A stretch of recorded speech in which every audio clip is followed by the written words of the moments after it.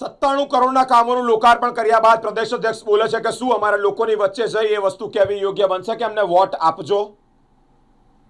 કોઈ પાર્ટી અને વિશ્વની સૌથી મોટી રાજનૈતિક પાર્ટી છે એ જ રાજનૈતિક પાર્ટીના એક રાજ્યના ગુજરાત પ્રદેશ અધ્યક્ષ જગદીશભાઈ વિશ્વકર્મા એવું બોલે છે, આ ખાતમુહૂર્ત કર્યા પછી એવું સભા સંબોધે છે કે શું હવે અમારે લોકો વચ્ચે જઈ અને એવું કહેવું પડશે કે અમને વોટ આપો?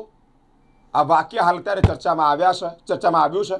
કારણ એનું એ છે કે પ્રદેશ અધ્યક્ષ ખુદ એવું બોલ્યા છે, કામોના ખાતમુહૂર્ત કરવા, કામોના વિકાસના કામોના ખાતમુહૂર્ત કરવા કે લોકાર્પણ કરવા એ પ્રજા માટે કહી રહ્યા છો.